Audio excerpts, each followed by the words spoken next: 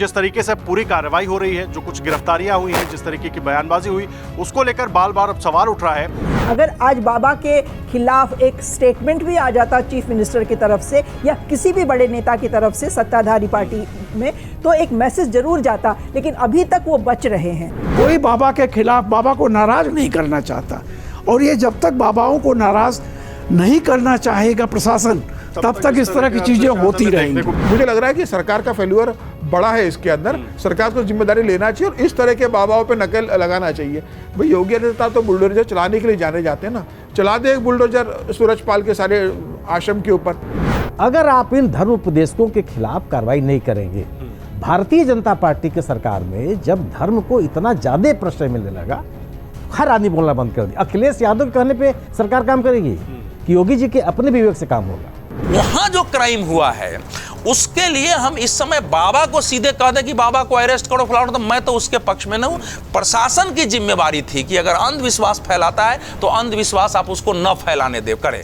प्रशासन की जिम्मेवारी थी कि लोग अगर हैं तो वहां की व्यवस्था करना। इसलिए क्लियर कट पॉलिसी जो है ये प्रशासनिक फेल्योर की है। उन सारे बाबाओं के उस दुष्चक्र को तोड़ने के लिए बहुत लंबे सामाजिक परिवर्तन की जरूरत है, एक दिन में नहीं आएगा। पीढ़ी दर पीढ़ी लोग उसमें फंसते चले जा रहे हैं, उनको वहां से निकालने की कोई प्रक्रिया दिखाई नहीं देती। ज्यादा दुखद ये है, एफआईआर में बाबा का नाम नहीं होना मेरे लिए उतना दुखद नहीं है जितना दुखद ये कि इसका जो व्यापक प्रभाव है उस पर चर्चा नहीं हो पा रही। पर आपका स्वागत है। आपके साथ मैं हूं आदर्श झा। आप देख रहे हैं अपना पसंदीदा शो खबरों के खिलाड़ी। देखिए, उत्तर प्रदेश के हाथरस में एक बड़ा हादसा हुआ। सत्संग के दौरान अचानक भगदड़ मची, जिसमें 100 से ज्यादा लोगों की जान चली गई। नंबर्स की बात करें, 124 जानें चली गई, जिसके बाद बड़ा विवाद खड़ा हुआ। आखिर इतना बड़ा सत्संग का आयोजन हुआ, इतने सारे लोग जुटे, प्रशासन क्या कर रहा था, जिन लोगों ने सत्संग करवाया उनकी क्या जिम्मेदारी थी, और इन सब के बीच जिस बाबा का, नारायण साकार हरि का वो सत्संग था, वो वहां से निकले तो उसके बाद संवेदना तक प्रकट नहीं की अपने उन भक्तों के लिए जो उसी बाबा की चरण धूली लेने के लिए गाड़ी के पीछे भागे, और उसके बाद भगदड़ मची और सब काल के गाल में समा गए। लेकिन जिस तरीके से पूरी कार्रवाई हो रही है, जो कुछ गिरफ्तारियां हुई हैं, जिस तरीके की बयानबाजी हुई, उसको लेकर बार बार अब सवाल उठ रहा है कि आखिर इस इतने बड़े हादसे का जिम्मेदार है कौन? क्या ये केवल लॉ एंड ऑर्डर की समस्या है? क्या ये धर्म को लेकर जिस तरीके से अलग अलग तरीके से लोगों को अपने साथ जोड़ने की और उसका प्रभाव दिखाने की कोशिश होती है, वो या अंधविश्वास कहें, क्या कहा जा सकता है इसको? सभी खास मेहमान हमारे साथ मौजूद हैं। सभी सर, आपसे मैं चर्चा की शुरुआत करूंगा। आखिर जिम्मेदार कैसे माने, किसको माने, कैसे तय होगा? क्योंकि जो भाषण हम देख रहे हैं, जो बयानबाजी हम देख रहे हैं, उसके बाद तो लगभग एक दुर्घटना, हादसे के तौर पर इसको देखा जा रहा है। 124 मौतें सिर्फ हादसा तो नहीं हो सकती सर, जिम्मेदारी तय करनी होगी, चाहे प्रशासन की हो चाहे जिसकी हो। देखिए, मुझे लगता है 124 मौतों के लिए सूरजपाल जिम्मेदार है, लेकिन प्रशासन उसको मानने के लिए तैयार नहीं है। सिर्फ प्रशासन ही नहीं है, सत्ता पक्ष भी हो, उत्तर प्रदेश की सरकार हो, चाहे विपक्ष के नेता हो, कोई सूरजपाल के लिए कहने के लिए तैयार नहीं। आज सुबह शायद मायावती ने कहा है कि उसे गिरफ्तारी होना चाहिए, बाकी कोई नेता ये कहने को तैयार नहीं। जब देखिए, उत्तर प्रदेश के मुख्यमंत्री का भी जब पत्रकार वार्ता हो रही थी तो उन्होंने सीधे सीधे सूरजपाल का नाम नहीं लिया था। मुझे लग रहा है कि नेता और बाबाओं का जो गठबंधन हिंदुस्तान के अंदर आए, ये पहली बार नहीं हुआ। इसके पहले आप देखिए राम रहीम का क्या रहा, रामपाल का क्या रहा। कोई भी बाबा इस तरह के जो आयोजन करते हैं, जिनके बड़ा एक वोट बैंक रहता है, जिनके एक फॉलोअर रहते हैं, उनका नेताओं के साथ एक सिंडिकेट बना रहता है, साठगांठ बनी रहती है। नेता हमेशा ऐसे बाबाओं पे सीधे हमले करने से बचते हैं। उनको लगता है कि इनका वोट बैंक हमसे नाराज हो जाएगा, इनका वोट बैंक हमें काम आएगा। और नेता और बाबाओं का एक गठबंधन हिंदुस्तान के अंदर लंबे समय से चल रहा है, और ये पहली बार घटना नहीं घटी। ऐसी तो कई लोगों के साथ हुई है, कई बाबा कुकर्मों में पकड़े में आए। तो मुझे लग रहा है कि सरकार को अब इस तरीके से चेतना पड़ेगा और कुछ इस तरह से कानून लेकर आए। आप 80,000 की परमिशन दे रहे हो, 1.5 से 2 लाख आदमी वहां पहुंच रहे, प्रशासन है नहीं। अस्पताल में जब लोगों को ले गए तो वहां डॉक्टर्स नहीं थे, डीएम पहुंच गए लेकिन डॉक्टर्स वहां उपलब्ध नहीं थे, उसके कारण कई लोग मारे गए। तो मुझे लग रहा है कि प्रशासन की भी जिम्मेदारी बनती है कि इतना बड़ा आयोजन आपके यहाँ हो रहा है, कोई इतना बड़ा बाबा आपके यहाँ इस तरह के फर्जी सब चला रहा है, वहां पर सरकारी जमीनों पर अवैध कब्जे की खबरें आ रही है कि उसे सरकारी जमीन पर अवैध कब्जा करके उसने अपने कई एकड़ जमीनों पर कब्जा करके अपना महल बना लिया है। तो सरकारी जांच करे ना कि भाई कौन, डीएम को आदेश है। अब लगता है सिर्फ उत्तर प्रदेश में नहीं, पूरे हिंदुस्तान के अंदर इसकी जांच होना चाहिए कि ऐसे कौन लोग हैं जो सरकारी जमीन पर कब्जा कर रहे हैं, अपने आश्रम चला रहे हैं, लोगों को बहला फुसला रहे हैं और इस तरीके से दुर्घटनाओं के लिए तैयारी कर रहे हैं। जनता तो भोली भाली होती है देश की, किसी को गुरु मान लेती है, बाबा मान लेती है, चली जाती है, लेकिन उस वहां पर व्यवस्थित अगर आयोजन हो तो प्रशासन की भी जिम्मेदारी है, डीएम की जिम्मेदारी है, इंटेलिजेंस की जिम्मेदारी है कि इतने लोग इकट्ठे और उनकी क्या व्यवस्था है। मुझे लग रहा है कि सरकार का फेल्यूर बड़ा है इसके अंदर, सरकार को जिम्मेदारी लेना चाहिए और इस तरह के बाबाओं पर नकेल लगाना चाहिए। भाई योगी आदित्यनाथ तो बुलडोजर चलाने के लिए जाने जाते जाते हैं ना। चला दे एक बुलडोजर सूरजपाल के सारे आश्रम के ऊपर, जिसने इस तरीके से वहाँ पर इस तरह की घटना को अंजाम दिया। मुझे लगता है उसकी गिरफ्तारी होना चाहिए। और कमिश्नर तो कह रहे हैं कि जरूरत होगी तो हम सूरजपाल से पूछताछ करेंगे, तत्काल उसका FIR में दर्ज होना चाहिए और गिरफ्तार होना चाहिए, मुझे लगता है इस मामले में। यह बात आप कह रहे हैं जयदीप सर। ऐसी कौन सी राजनीतिक मजबूरी है जिस बाबा के सत्संग में 124 लोगों की जान चली जाती है? जिस वक्त हमारी टीम वहां पर पहुंची थी, जो वहां के स्थानीय लोग थे, उनका कहना था कि 4 से 5 मिनट का वो एक ब्रैकेट था जिसमें भड़बड़ा कर लोग गिरना शुरू हुए एक दूसरे के ऊपर और 124 लोगों की जान चली गई, लेकिन FIR में नाम नहीं डाला जाता है। ये कौन सी राजनीतिक मजबूरी है? पुलिस पूछताछ तक नहीं करती है। पुलिस को या जिस तरीके अभी तक खबरें चल रही है कि पता ही नहीं है कि बाबा कहाँ है। आदर्श भारत में बाकी कुछ ईश्वर को आप माने या न माने, लेकिन अगर लगातार हर जगह भगदड़ नहीं मची और उसमें कुचलकर लोग नहीं मर रहे हैं तो वो ईश्वरीय चमत्कार ही है। भारत में हर समय भगदड़ बस होने का इंतजार ही कर रही होती है। कई बार वो ईश्वरीय चमत्कार से टल जाती है या बच जाती है, और कई बार दुर्भाग्यपूर्ण रूप से इस तरह की भगदड़ हो जाती है। इतने बड़े बड़े मेले, इतने बड़े बड़े आयोजन प्रशासनिक लापरवाही के साथ चलते रहते हैं, और वहाँ भगदड़ अगर नहीं मचती है तो सिर्फ इसलिए कि वो कोई चमत्कार ही है जो उसको बचा रहा है। लाखों लोग इकट्ठे होते हैं, व्यवस्था नहीं होती, और इस तरह के बाबाओं के चमत्कार और उनके बारे में, उनके ढोंगीपन के बारे में किस तरह वो जनता को बरगला रहे हैं, वो सामने तभी आता है जब इस तरह का कोई हादसा हो जाता है। ये एक दिन में सल्तनत इनकी कायम नहीं हुई है। इतने बड़े बड़े आश्रम जो एटा में, कासगंज में, कानपुर में बन गए, वो एक दिन में नहीं बने। और लोग कहते हैं कि बाबाओं की गलती है, लेकिन यहाँ पर किसके खिलाफ FIR होगी, किसके खिलाफ नहीं होगी, इससे आगे मुझे लगता है इस तरह के हादसों के बहाने एक बड़ी सामाजिक बहस होनी चाहिए, क्योंकि वोट बैंक की राजनीति इस देश में कितना बड़ा सच है उस पर लंबी बहस करने की ज़रूरत नहीं है। इस सामाजिक परिवर्तन को लेकर कोई सरकार, कोई बड़ा सामाजिक संगठन क्यों लगातार काम नहीं करता कि खूब अच्छे पढ़े लिखे उच्च शिक्षित लोग भी, यहाँ तो ये जो सूरजपाल बाबा शामिल, इसमें ज़्यादातर दलित और कम पढ़े लिखे लोग ही थे, लेकिन उसमें पढ़े लिखे लोगों का भी अच्छा खासा वर्ग था। ये जब तक मूर्ख बनने वाली और बेवकूफ़ बनने वाली भीड़ उपलब्ध है, तब तक मूर्ख बनाने वाले बाबा बने ही रहेंगे इस देश में। इनकी जागृति के लिए, उसी को लेकर स्वामी विवेकानंद जैसे समाज सुधारकों ने, उनको आप संत के कुछ, उन्होंने बहुत काम किया। इस अज्ञानता को लेकर ही वो सबसे ज़्यादा चिंतित रहते थे, जो पूरे हिंदू धर्म में और पूरे समाज में व्याप्त है। इसको लेकर बड़े सामाजिक सुधार की और जन जागृति की आवश्यकता है। अन्यथा इस तरह हम अभी इस हादसे को लेकर बाबा को दोषी मान भी लेंगे, वोट बैंक की राजनीति से ऊपर उठकर तमाम दबावों के चलते गिरफ्तारी हो भी जाएगी, तो क्या हुआ? वही कह रहे थे अभी समीर जी, गुरमीत राम रहीम की गिरफ्तारी भी हो गई, लेकिन वो हर चुनाव में पेरोल पर छूट जाता है। रामपाल के भक्त अभी भी मौजूद हैं, आसाराम बापू जेल में, लेकिन फिर भी बाहर उनके भक्त मौजूद हैं। ये बाबाओं का जो पूरा खेल है, इसने बल्कि पूरे समूचे व्यापक जो जीवन शैली वाला सनातन संस्कृति और धर्म था, उसका जो नुकसान किया है वो कहीं ज़्यादा बड़ा है। छोटे छोटे वर्ग, छोटे छोटे कल्ट, छोटे छोटे संप्रदाय कायम करके लोगों को भरगलाना, भ्रमाना, आप मेरी चरण ले लोगे तो आपका उद्धार हो जाएगा, मेरे आश्रम के हैंडपंप का पानी पी लोगे तो आपकी बीमारियां ठीक हो जाएंगी, ये वो कर रहे थे और इसको होने दिया जा रहा था। और बाद में जब वो बिल्कुल एक विशालकाय दानवाकार रूप ले ले, तब आप उसको इसलिए नहीं छेड़ोगे कि उससे जुड़े हुए लोग नाराज होंगे और आपको वोट नहीं देंगे। एक दुष्चक्र है। वो जो 124 लोग मरे हैं वो इस दुष्चक्र का शिकार हुए हैं, वो भगदड़ का शिकार नहीं हुए हैं। और ऐसा दुष्चक्र केवल एक बाबा तक सीमित नहीं है, कई बाबा है, बहुत व्यापक विषय है ये। उन सारे बाबाओं के उस दुष्चक्र को तोड़ने के लिए बहुत लंबे सामाजिक परिवर्तन की जरूरत है, एक दिन में नहीं आएगा।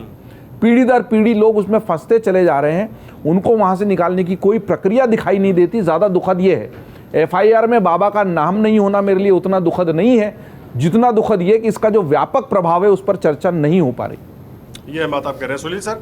जिस तरीके से घटना हुई, घटना के बाद की जो प्रतिक्रिया रही, क्योंकि जब हम वहाँ पहुंचे थे, वो चाहे सिंगरा राव का जो सबसे पहले जो अस्पताल था जहाँ पर लोगों को लेकर जाया गया, सबसे बड़ी बात विडंबना देखिए कि डॉक्टर तो थे नहीं, DM पहुंच जाते हैं, सब हो जाता है, जनरेटर में तेल तक नहीं था कि उसको चलाया जा सके।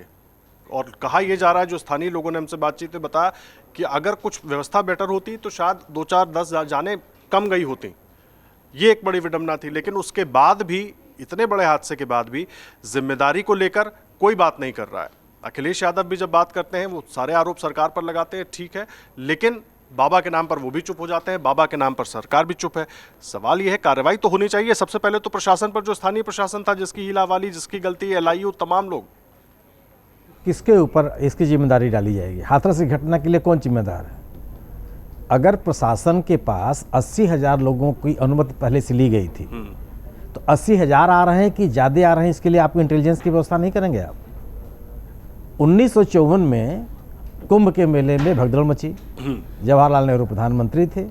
उस घटना के बाद एक आयोग बना। आयोग की रिपोर्ट की पहली लाइन है कि अनियंत्रित भीड़ कहीं इकट्ठी नहीं होने देंगे, यह सुनिश्चित किया जाना चाहिए। पहली लाइन है, उस पढ़ लीजिए आप। और इसमें कोई रोक टोक नहीं है। और इस अनियंत्रित भीड़ को कौन रोकेगा? ये जो धर्म उपदेशक हैं, इनका तो ही काम है। और सवाल ये नहीं है कि ये बाबा के खिलाफ कार्रवाई होने से कोई असर नहीं पड़ेगा। मैं अपना एक निजी अनुभव को बता रहा हूँ। बहराइच जिले में पयागपुर एक जगह है, वहाँ पर ऐसा ही एक उपदेशक था। उसने अपने आश्रम के सामने एक बड़ा भारी तालाब उसके पास था। लोगों की धारणा उसने ये फैला रखा था कि इस तालाब के पानी में जो स्नान कर लेगा, उसके जो सफ़ेद दाग वाले रोग हैं खत्म हो जाएंगे। मैं उस इलाके में था, इतनी भीड़ एक दिन दिखाई पड़े। मैं क्यों लोग आ गए, ये पयागपुर में कहाँ से इतने लोग आ सकते हैं? पता चला कि साहब ये मामला है। तो संयोगवश मैं उस समय डिस्ट्रिक्ट मजिस्ट्रेट थे मिस्टर इफ्तिखारुद्दीन, मैं उससे मेरी मुलाकात हुई। मैंने उनसे कहा कि क्या आपके जिले में चल रहा है इस तरह का धर्मांता? कहा ये कैसे चल सकता है? और उसने पूरे तालाब को पटवा दिया और उठा कर उस बाबा को बंद कर दिया। उस दिन के बाद आज तक कभी कोई मेला नहीं लगा वहाँ, ना कोई बोलने वाला है। अगर आप इन धर्म उपदेशकों के खिलाफ कार्रवाई नहीं करेंगे, भारतीय जनता पार्टी के सरकार में जब धर्म को इतना ज़्यादा प्रश्रय मिलने लगा, हर आदमी बोलना बंद कर दिया। अखिलेश यादव के कहने पे सरकार काम करेगी कि योगी जी के अपने विवेक से काम होगा? आप इस बिना पर कि अखिलेश यादव भी नहीं बोल रहे हैं, राहुल गांधी भी नहीं बोल रहे हैं, ये भी नहीं बोल रहे हैं, वो भी नहीं बोल रहे हैं। सवाल है कि इतने लोग कैसे इकट्ठे हो गए? वो जब लोग इकट्ठे हुए तो उनके लिए उनको नियमित करने के लिए कौन सी व्यवस्था की गई? इतनी भीड़ इकट्ठा होने पर जो आवश्यक जरूरियात चीज़ें थी वो थी या नहीं थी, कौन सुनिश्चित करेगा? आप बड़े पैमाने पर प्रचार करेंगे चीज़ों का, धार्मिक गतिविधियों में आप खुद शामिल होंगे, धर्म गुरुओं को अपने साथ मंच पर बैठाएंगे, उनके मंच पर आप खुद मौजूद रहेंगे। अखिलेश यादव बाबा के मंच पर उपस्थित हो गए तो पाप हो गया, और आप दूसरे के मंच पर उपस्थित हो जाएंगे तो पाप नहीं है। निश्चित रूप से राजनीति वोट का मामला है। सबको, भारतीय जनता पार्टी को भी अपनी वोट की चिंता है, अखिलेश यादव को भी अपनी वोट की चिंता है, और किसी को समाज की चिंता नहीं है। अगर इस तरह के आयोजनों को बढ़ावा मिलता रहेगा तो इस तरह की घटनाओं को आप रोक नहीं सकते। अब मुंबई में क्या हुआ अभी जो क्रिकेट खिलाड़ियों के साथ, शुद्ध व्यावसायिकता के अलावा क्या है वो? उस आयोजन के बाद जो जूते चप्पल वहां बिखरे हुए हैं उनको आप देख लीजिए। अब आपके भी चैनल पर मैंने देखा उसको। क्या है ये? क्यों इस तरह की चीजों का बढ़ावा दे रहे हैं? उनकी व्यावसायिकता क्या है कि आप इन खिलाड़ियों को हाइप दीजिए कि जिन चीजों को इंडोर्स करते हैं वो होगा। इधर मामला यह है कि आप इनको बढ़ावा दीजिए तो इनसे आपका वोट मिलेगा। राम रहीम को आप पेरोल पे छोड़ देंगे तो बहुत अच्छा है, बाबा के नाम भी आप नहीं लेंगे तो बहुत अच्छा है। सिर्फ यह है कि आप राजनीतिक स्वार्थों से ऊपर उठ के समाज के व्यापक हित में आपको सोचना पड़ेगा, और यह प्राथमिक जिम्मेदारी सरकार की होती है। सरकार अगर ये निर्णय लेगी तो इन गतिविधियों को कोई संचालित नहीं कर सकता, और अगर सरकार मुंह मोड़ लेगी हर व्यक्ति राजनीति करने लगेगा। और मेरी मान्यता यह है कि प्राथमिक जिम्मेदारी सरकार की है। उनको ऐसे लोगों के खिलाफ कार्रवाई करनी चाहिए जिनके कारण से इतनी बड़ी भीड़ इकट्ठा होती है। अंधविश्वास को ही पनपने देना सरकार की सबसे बड़ी जिम्मेदारी है। देश के नागरिक को नागरिक बनाने की बात कीजिए, आप तार्किकता डेवलप कीजिए, और आप ताली बजवाएंगे और थाली बजवाएंगे तो आप धार्मिकता, आप अंधविश्वास को दूर नहीं कर सकते। ठीक है अवधेश जी, रोक कौन रहा है यूपी सरकार को योगी आदित्यनाथ को कार्रवाई करने से? कड़ी कार्रवाई करके एक उदाहरण तो सेट किया जा सकता था, क्योंकि ज्यादातर जो लोग मिले गांव ग्रामीण लोग वो तक अंधविश्वास की बात कर रहे थे। जितना बड़ा हादसा हो जाता है, प्रशासन की तो जो गलती है, एक उदाहरण प्रशासन के लिए भी सेट होता, चाहे डीएम हो, एसपी हो, जो हो, उनके लिए भी एक उदाहरण सेट होता, एक इन लोगों के लिए भी सेट होता, बाबाओं के लिए। क्या करना चाहिए? पूछताछ भी नहीं हो रही है अभी तक, जिम्मेदारी भी तो तय होनी चाहिए ना किसी की। देखिए, इतनी बड़ी त्रासदी पर कि बच्चों की, महिलाओं की जो वहाँ चप्पल जूते बिखरे हुए हैं, जिस ढंग से 5 से 7 मिनट के अंदर जान गई होगी, जो ही जान गई होगी वो कैसा दृश्य रहा होगा। अब उसको थोड़ा इस प्रकार से विचार अगर हम कर रहे हैं, किसी को सज़ा दे दो, ये कोई पहली हादसा तो है नहीं।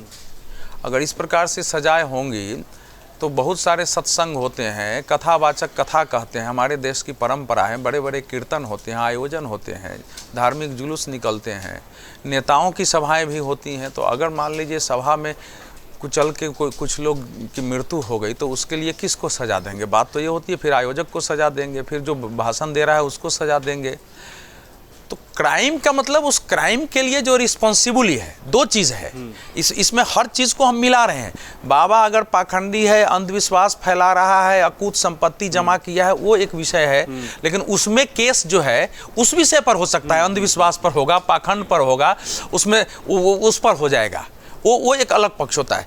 वहाँ जो कुछ घटना है, देखिए हम सब लोग जो आयोजन करते हैं उनको मालूम है, अगर हम सरकार पुलिस के पास परमिशन के लिए लेके जाते हैं, मैं व्यवहारिक बात कर रहा हूँ कि हम 2 लाख लोग इकट्ठे होते, परमिशन आपको मिलेगा नहीं, क्योंकि जैसे ही 2 लाख की बात आ गई, प्रशासन की इतनी बड़ी जिम्मेवारी हो जाती है कि उसके हिसाब से कितनी दूर तक सड़कों में कहाँ तक गाड़ियाँ लगेगी, पार्किंग की व्यवस्था करनी पड़ेगी, पानी की व्यवस्था आनी पड़ेगी, एम्बुलेंस कितने रखने पड़ेंगे, कैंप कितने लगा, सबके नियम बने हुए हैं कि कितने लोगों को इकट्ठा, प्रशासन की जिम्मेवारी होती है जब लोग इकट्ठा, अगर 2 लाख इकट्ठे हो रहे हैं तो उनको अस्थायी रूप से नल लगाना पड़ेगा, वहाँ शौचालय बनाने पड़ेंगे, वो सारी चीज़ें करनी पड़ती है। इसलिए कम संख्या, उनको मालूम होता है कि ज़्यादा संख्या आने वाली है, वो बताते हैं कि कम संख्या लिखिए और उसके अनुसार वो व्यवस्था करते हैं। इतने बड़े आयोजन में अगर मान लो 20-25 एम्बुलेंस वहां नहीं है, हैरत का विषय है।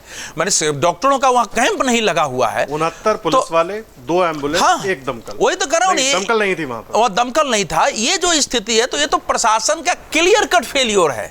लोग अगर आपके यहाँ आ रहे हैं, कितने जिलों से बसें आ रही है, ट्रेन से लोग आ रहे हैं, गाड़ियों से आ रहे हैं, आपको दिखाई दे रहा है कि आ रहे हैं और चारों तरफ आपकी भीड़ इकट्ठी है, तो वो तो बिल्कुल मतलब प्रशासन तो ये जो जैसे जयदीप जी कह रहे थे, हम लोग रेल पर चलते हैं, स्टेशनों की जो हालत रहती है, सब भगवान के भरोसे हम बचे रहते हर जगह। अभी मैं जा रहा था, जिसकी बात ये कर रहे थे, मैं तो नई दिल्ली रेलवे स्टेशन पर खड़ा था, ट्रेन पहले आधे घंटे लेट थी, मैं पहुंच गया और पहुंचा तो पता चला फिर आधे घंटे उस स्टेशन, दिल्ली की बात कर रहा हूं, वो प्लेटफॉर्म नंबर 4 और 5 पर खड़े होने की जगह नहीं है।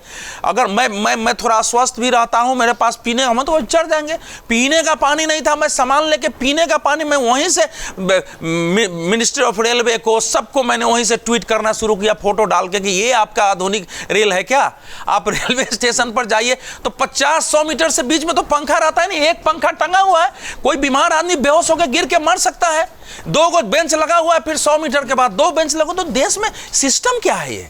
तो वो जो मृत्यु हुई है, इसमें प्रशासन के फेलियर से तो नकारा जा ही नहीं सकता है। अब जिस प्रशासन का फेलियर है, अगर वही उस कांड की जांच करेगा तो अपने पर लेगा क्या हो? भाई ये तो सीधी सवाल है कि आपने वहां कितने नल लगाए थे लोगों के पानी पीने के लिए, कितने एम्बुलेंस खड़े किए थे, इमरजेंसी के लिए कितने डॉक्टरों को आपने बचा, हॉस्पिटल में क्या व्यवस्था करके रखी थी? ये तो तरीका है, सारे नियम होते हैं। माने अगर 80,000 लोग भी आ रहे हैं, मान लीजिए आपने परमिशन दे दिया है, 1 लाख की आपको व्यवस्था तो करनी है मिनिमम। 1 लाख लोगों के इकट्ठे होने पर प्रशासन को क्या व्यवस्था करनी चाहिए, वो है कि नहीं है? पहली बात तो ये हो। तो मेरा मानना तो अपना ये है कि जो बाबा सब करते हैं वो उनके एक परंपरा में वो होगा, आगे भी होगा। अब उसको आप कहेंगे अच्छा अंधविश्वास पाखंड, जरा बड़ा कठिन शब्द है, समझ गए ना? अंधविश्वास पाखंड हम बोल देते हैं, बात सही है कि हमारे धर्म में अनेक बाबा अपने अपने तरीके से अपना चलाते हैं और अच्छे अच्छे पढ़े लिखे लोग भी उनके भक्त बनते हैं। कोई धार्मिक आदमी तो नहीं कहेगा कि भैया हम सबको कोढ़ी कर देंगे, सबको कर देंगे, ये जो भाषा है। लेकिन इसका एक दूसरा, हमारे देश में हिंदू समाज को बांटने के लिए अनेक तरह के षड्यंत्र चल रहे हैं, कई प्रकार के बाबा को खड़े भी किए जा रहे हैं। कहाँ से उनको इतने पैसे मिलते हैं? 24 आश्रम उनके केवल उत्तर प्रदेश में है, और फिर ग्वालियर में है, राजस्थान में है, हरियाणा में है, कई राज्यों में उनके फैले हैं। इतने उनके भक्त हैं और महिलाएं सब आके कह रही हैं कि हमारा हस्बैंड दारू पीता था, परेशान करता था, वहाँ जाने लगा, तब से हमारे घर में सुधार हो गई, वो क्राइम करना बंद कर दिया। किसी के घर में कोई समस्या थी तो वो जाने लगा, बाबा ने उसको समझाया, सुधार करना शुरू कर दिया। तो ये भी एक पक्ष आता है, आप इसको तो नकार नहीं सकते हैं, ये दूसरा भी पक्ष आता है। तो पाखंड अंधविश्वास एक विषय है, हमारे यहाँ वो चलता रहता है। अब कोई कहता है कि हम किसी के शरीर में प्रवेश कर जाते हैं, तो ये विद्या हमारे यहाँ वो आता है कि नहीं आता है वो है, लेकिन उसको साबित करना कठिन है, क्योंकि जिस प्रकार से ऑपरेशन केवल ऑपरेशन थिएटर में ही हो सकता है, उसी प्रकार से अनेक साधनाएं और निश्चित जगह में ही किया जा सकता है, शरीर से बाहर निकलने का, अंदर जाने का। इसको आप आसानी से जितना हम लोग बोल देते हैं वैसे न्याय में साबित करना है। मूल बात है कि हमारे संविधान का 51 ए जो है वो लोगों को एक वैज्ञानिक सोच विकसित करने के लिए सभी सरकारों पर जिम्मेवारी देता है। उसका पालन हमारे देश में हुआ नहीं, चाहे सेकुलरिज्म की बात करने वाले लोग रहें, चाहे सेकुलरिज्म का हम विरोध करते करते रहे। एक वैज्ञानिक सोच का मतलब धर्म विरोधी नहीं होता है।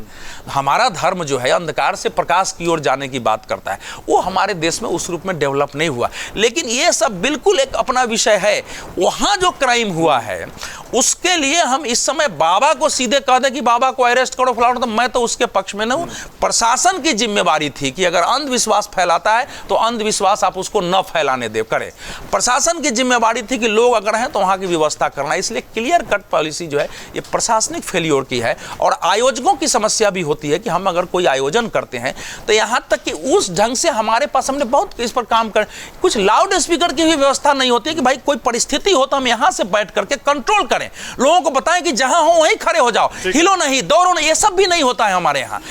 ये घटना घटती है, उसकी जांच रिपोर्ट आती है, फिर वो जो है उस पर थोड़ी बहुत व्यवस्था ऐसा नहीं कि होती है, फिर अगली घटना घट जाती है। इसलिए इस हादसे के बाद मैं सभी सरकारों का, सभी प्रशासन का और हमारे आपके जैसे मीडिया के लोगों का भी एक दायित्व होता है कि बड़े हम आयोजन करें तो एक लिस्ट, इसमें जिस चीज की कमी आ रही है ना प्रशासन से तो हम मांग करें कि ये आपकी व्यवस्था हो। साथ ही साथ ऐसी परिस्थिति में हम सब जो आयोजक है, हमको क्या करना चाहिए, कैसे लाउड स्पीकर रखें, हम कैसे लोगों को बचाने की कोशिश करें, ये अवेयरनेस बहुत जरूरी है। सरकार चाहे तो, चूंकि आयोजन होते रहे हैं, इसके लिए कुछ ऐसे संस्था के लोगों की ट्रेनिंग दे करके कि हम अगर बड़े आयोजन करते हैं तो कैसे उसको संभालें, कठिनाई में कैसे उसकी व्यवस्था करें। स्थिति थोड़ी बेहतर हो जाए। लेकिन देखिए बड़ा अहम हो जाता है क्योंकि जिम्मेदारी की बात इसलिए बाबा की हो रही है, जैसे ही उनका काफिला निकलता है कुछ मिनट में वहां पर यह घटना हो जाती है। बिल्कुल हाईवे के बगल में हो रहा था, वो हाईवे बाबा के सत्संग की वजह से ही जाम था, प्रशासन को पहुंचने में टाइम लगा। अगर वो शायद 5-7 किलोमीटर से लौट कर आए होते, जितने उनके काफिले में गाड़ियां थी, 4 गाड़ियां अगर लगती तो शायद कुछ और जाने वहां बच गई होती। आदर्श जी, आज की सिचुएशन जो है, हाथरस के बाद जो सिचुएशन डेवलप हुई है, हमें तो ये सोच के अफसोस करना चाहिए कि इस देश में लोग आज भी अपने आप को इतना लाचार, इतना पीड़ित और इतना हेल्पलेस महसूस करते हैं कि वो इस तरह के बाबाओं के पीछे भागते हैं अपनी समस्याओं का समाधान करने के लिए। ये जो एक धर्म के नाम पे दुकान का जो एक कारोबार खड़ा हो गया है, और वो हमने बहुत बार देखा है, कई सारी इस तरह की घटनाएं पिछले बहुत सालों में हमने देखी हैं। धर्म के नाम पे लोगों को इकट्ठा कर लेना, बिल्कुल अंधविश्वास के माहौल में उनको धकेल देना, और उसके बाद अगर इस तरह का कोई हादसा हो जाए तो हाथ झाड़ के किनारे हो जाना, ये बहुत कॉमन हो गया है हमारे देश में। और अगर कोई इसको रोक सकता तो मुझे लगता है कि मुझे इस सरकार पर बहुत भरोसा था कि वो इस तरह के हादसे के बाद एक मैसेज जरूर जाता कि कोई भी आगे से इस तरह का एक कार्य ना कर सके। योगी जी की तो एक छवि है, वो तो मैसेज देने के लिए, कोई एक अगर परिवार में एक क्रिमिनल है तो उसके पूरे खानदान के घरों पे बुलडोजर चल जाते हैं, तो उस छवि के बरकरार रखते हुए अगर वो बाबा के इतने आश्रम हैं यूपी में, एक ही आश्रम पर भी कोई कार्रवाई वो कर लेते। हमने न्यूज़ चैनल्स में ही देखा है, शायद वो मैनपुरी में कोई आश्रम है जिसमें वो छुपा बैठा है बाबा, तो मैनपुरी के आश्रम को बुलडोजर चलवा दीजिए। एक तो कुछ संदेश दीजिए कि आप इस तरह के लोगों को, जो जनता को बेवकूफ़ बना रहे हैं, उसके खिलाफ सख्ती से कदम उठा सकते हैं। अगर हम अभी ये संदेश नहीं देंगे तो ये कभी नहीं रुकेगा और इस तरह के हादसे होते रहेंगे। और बेचारे निर्दोष लोगों की तो अपनी समस्याएं हैं, वो समस्याओं के लिए चारों तरफ देखते हैं। जब उनको सरकार से उसके उपाय नहीं मिलता है, अपनी समस्याओं का समाधान नहीं मिलता है, तो वो ऐसे बाबाओं के पीछे भागते हैं। लेकिन हम उसमें कैसे रोक लगा सकते हैं, ये हमें सरकार की तरफ से कदम उठाने पर ही एक संदेश जाएगा, जो कि अभी फिलहाल सिर्फ लीपापोती के अलावा कुछ नहीं दिख रहा है। अगर आज बाबा के खिलाफ एक स्टेटमेंट भी आ जाता चीफ मिनिस्टर की तरफ से या किसी भी बड़े नेता की तरफ से सत्ताधारी पार्टी में, तो एक मैसेज जरूर जाता। लेकिन अभी तक वो बच रहे हैं, अभी भी वो कह रहे हैं कि जरूरत होगी तो पूछताछ होगी। अरे अब कब जरूरत होगी, इतनी जानें चली गई, अब जरूरत नहीं तो कब जरूरत होगी। कहीं तो अकाउंटेबिलिटी फिक्स करिए। आम लोगों की जिंदगी के साथ खिलवाड़ करने वालों के खिलाफ कहीं तो खड़े दिखाई दीजिए। धर्म को उसमें अलग कर दीजिए, चाहे वो इस धर्म का है चाहे उस धर्म का है, लोगों के साथ आप खड़े दिखाई दीजिए। और जब तक सख्त कार्रवाई इसमें नहीं होगी, ये घटनाएं होती रहेंगी, पहले भी हुई हैं, होती रहेंगी, आगे भी हम देखते रहेंगे इस तरह के मंजर। यही बड़ी बात है, क्योंकि बार बार सवाल यही उठ रहा है। रामकृपाल सर, एक आखिरी टिप्पणी इस पर आपकी, सबकी बात आपने सुनी, जिम्मेदारी किसकी, इस पर तो चर्चा है, लेकिन जो अंधविश्वास है, एनसीडब्ल्यू की चेयरमैन भी वहाँ पहुंची थी, उनका कहना था मैं इसलिए आई हूँ क्योंकि महिलाएं सबसे ज़्यादा उनकी जान गई इस हादसे में। आखिर क्या सोच है इसके पीछे? एक उसके लिए तो हम क्या कर रहे हैं, क्या हो रहा है, क्या नहीं हो रहा है, वो तो एक अलग बहस है, लेकिन यहाँ तो एक बड़ा मौका था ना कम से कम एक एग्जाम्पल सेट करने का इसलिए क्योंकि बाबा की तरफ से एक संवेदना तक नहीं आती है। 24 घंटे हो जाते हैं, 36 घंटे हो जाते हैं, एक वकील सामने आते हैं, वो बताते हैं कि वो बहुत आहत हैं। यानी आदर्श जी, अब भी आपको बाबा से उम्मीद है? यही बाबा से उम्मीद अगर हमको भी है, यही मैं समझता हूँ, यही सब चीज़ की जड़ यही है। और ये मैं अभी मित्रों के साथ बैठा था, जिससे पहले भी कह रहा था, सन 50, 52, 55 में एक भगवत शरण उपाध्याय हुआ करते थे, उन्होंने भारतीय समाज का ऐतिहासिक विश्लेषण है, किताब है उनकी, उसमें लिखा है उन्होंने कि आहार न अन्न है न फल, आहार है मूर्ख बुद्धिमानों का। और गरीबों का कर्मकांड है अमीरों का दर्शन, अधीन दोनों है भ्रामक दोनों, और जब पेट की चिंता नहीं होती तो आकाश का शून्य भर नहीं होता है। एक आज की नई बात नहीं है, लेकिन मुझे तकलीफ इस बात की हो रही है कि 125 लोगों की जब जान चली गई है, तब हमें ये सब बाबाओं की याद आ रही है। और ये पहली बार नहीं है, क्योंकि तात्कालिक है, इसलिए हम कुछ दिन बात करेंगे, मीडिया भी रहेगा, उसके बाद सब भूल जाएंगे। इसके आशाराम बापू, पता नहीं अभी एक हरियाणा के कोई थे जहाँ वो बंदूकें लेकर के क्या गए थे, यहाँ के बारे में आपने सुना ही होगा। देखिए, धूमिल की एक कविता है, उसमें लास्ट लाइन में कह रहा हूँ कि नहीं कोई यहाँ अपना नहीं, मैंने हर एक का दरवाज़ा खटखटाया है। वो फिर लिखते हैं कि ये अपराधियों का एक संयुक्त परिवार है। ये इतना बड़ा नेक्सस है। आप ये देखिए, एक घटना हुई है, सबसे पहले अभी कोई पुल गिरता, प्रधानमंत्री इस्तीफा दें, फलाना इस्तीफा दें, डीएम इस्तीफा दें, यानी सर्वोच्च पद पर बाबा को पकड़ के दंड दिया जाए, ये मैं किसी भी पार्टी के से नहीं सुन रहा हूँ। क्योंकि अभी 4 जून को ही एक नतीजा आया है, उस नतीजे ने एक पॉलिटिकल सिग्नल दिया उत्तर प्रदेश से, जहाँ एक ऐसी चीज हुई जिसको बारे में कोई सोचता नहीं था। वहाँ का एक दलित तबका किन्हीं भी कारणों से वो हट करके या कहें कि वो तो कारण एक ज़माने में, कभी नेहरू के ज़माने में, इंदिरा के ज़माने में, वो दलित वोट कांग्रेस का एक कोर स्ट्रेंथ हुआ करती थी, जो भी थे माइनॉरिटी, दलित एंड फलाना, वो फिर से उधर लौटा है। अब कई लोग कहेंगे अखिलेश नाथ से लौटा, जो भी लौटा। और मैं देख रहा हूँ कि जो इनकी फॉलोइंग है, उसके चलते आप ये तो छोड़ दीजिए उनको पनिश करने की बात, उनके डिफेंस में कितने लोग आ गए, बड़े बड़े नेता, और क्या क्या बयान आ रहे हैं कि नहीं बाबा जी का कोई दोष नहीं है, फलाना का कोई दोष नहीं है। ये विशुद्ध सिर्फ राजनीति है। और राजनीति मैं मानता हूँ कि हर जगह होगी राजनीति, आज कोई नई बात नहीं है, पहले भी होती रही है। लेकिन अगर आप ओवरऑल देखें तो ये पॉलिटिशियंस का, ब्यूरोक्रेसी का एक इतना बड़ा नेक्सस होता है। इसमें कुछ लोग चाहे बहुत पढ़े लिखे भी हों, उनको भी बाबा भभूत देते हैं और पैर छूते हैं, जाते हैं। मैं नहीं समझता कि उसमें कोई वो है, बहुत सारे लोग होते हैं। लेकिन 80,000 का अगर परमिशन मिला था और वहाँ इतने लोग पहुँच रहे हैं, एक बीट कांस्टेबल होता है ना, उसको ही पता हो जाता है कि कितने लोग आए हैं। वहाँ पहुँच कैसे सकते थे 2 लाख लोग? अगर, क्योंकि ये अंधविश्वास ऐसा है, बाबा का रुतबा है। कोई भी, योगी जी भी, बीजेपी को भी लगेगा कि ये वोट हमारा था, वो फिर से हमारी तरफ आ जाएगा। राम गोपाल जी खड़े होकर भी बोल रहे हैं नहीं कुछ भी नहीं, बाबा तो बहुत अच्छा है। तो आप ये देखिए ना, ब्यूरोक्रेसी का क्या करेगा? एक इंस्पेक्टर की हिम्मत है कि बाबा के किसी अनुयायी को रोक दे वहाँ पर? ऊपर से चलती हैं। तो थाना, पुलिस प्रशासन सबको पता था, लेकिन नहीं हो पाता इस तरह का। और जैसा कि बता रहे थे कि 80 कुछ ऐसा नियम होता है ना उदय जी, कि 80,000 लिखना पड़ता है, इतने लोग आते हैं, वो एक परमिशन सबको पता था। अब वो जो हादसा हुआ है, अगर यही नहीं होता तो हम आज इस घटना को कतई नहीं याद करते, लेकिन न बाबा की चर्चा करते, लेकिन वो बाबा किसी से पैर नहीं छुआते। वो जब चले जाते हैं तो उनकी चरण रज लेने के लिए, अब आप सोचिए, इस अंधविश्वास में आज पहली बार चल रहा है क्या, कितने सालों से। लेकिन हम जब तक इस तरह की दुर्घटनाएं ना हो जाएं तब तक हमको किसी बाबा का अंधविश्वास नहीं दिखता है। तब मैं कह रहा हूँ कि एक बड़ा भारी नेक्सस है।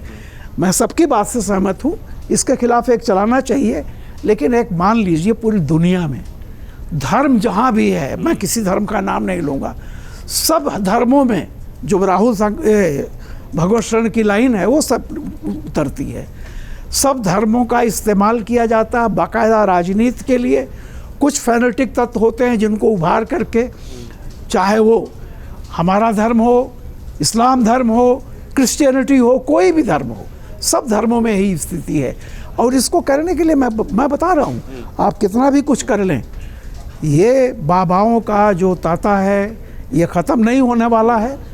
आस्था एक ऐसी चीज़ है, गरीब को बात सही है जब कह रहे थे, जब उसको कहीं से कोई न्याय नहीं मिलता तो छोटी छोटी चीज़ों पर वो विश्वास करने लगता है, मानने लगता है कि शायद दैवीय शक्ति होगी। हमारे गांव में पहले इलाज कैसे होता था, मेडिकल सुविधाएं नहीं थी, मोर पंख लेकर के पहुंचते थे, मौलवी भी जादू टोना झाड़ते थे। आज भी गांव में एक बाराबंकी के बगल में एक मेला लगता है जहां भूत उतारे जाते हैं। तो देश इतना विहंगम है, इतनी तरह की आस्थाएं हैं, बहुत मुश्किल है। लेकिन इतना तो कम से कम हो सकता है कि प्रशासन इस तरह से हो, इतना चुस्त रहे कि ये सब चीज़ें नहीं हो। लेकिन वही वोट की राजनीति आ जाती है। कोई बाबा के खिलाफ, बाबा को नाराज नहीं करना चाहता, और ये जब तक बाबाओं को नाराज नहीं करना चाहेगा प्रशासन, तब तक इस तरह की चीजें होती रहेंगी, देखने को मिलते रहेंगे। सर, बड़ी अहम बात आप कह रहे हैं। देखिए, जितनी बड़ी घटना हुई अमर उजाला पर हमने एक एक तस्वीर वहां से आपको दिखाई, एक एक जानकारी आप तक हमने वहां पर पहुंचाई है, लेकिन सबसे बड़ा सवाल ये कि क्या कार्रवाई अभी तक हुई है। कुछ सेवादारों को केवल गिरफ्तार कर लेने भर से क्या जिम्मेदारी खत्म हो जाती है। बाबा को लेकर जिस तरह की प्रतिक्रिया है, क्या केवल वोट बैंक की राजनीति की वजह से उन तमाम चेहरों को दूर रखा जा रहा है और दूसरों पर जिम्मेदारी डाली जा रही है, या जिन पर डाली जा रही है वो पूरे तरीके से जिम्मेदार नहीं है। ये बड़ी बात है। और आपको क्या लगता है? आपने सबकी सभी वरिष्ठ पत्रकारों की राय सुनी है, और कमेंट बॉक्स में आकर अपनी राय इस खबर पर हमें जरूर बताइएगा कि क्या होना चाहिए और जिस तरीके से कार्रवाई हो रही है क्या वो ठीक है। और देश और दुनिया की हर बड़ी और जरूरी खबर के लिए आप अमरउजाला.com पर हमारे साथ बने रहिएगा। धन्यवाद। अगर आप ये वीडियो YouTube पर देख रहे हैं तो हमारे चैनल को सब्सक्राइब करें और बेल आइकन को दबाना ना भूलें। अगर आप Facebook पर ये वीडियो देख रहे हैं तो हमारे पेज को लाइक करें।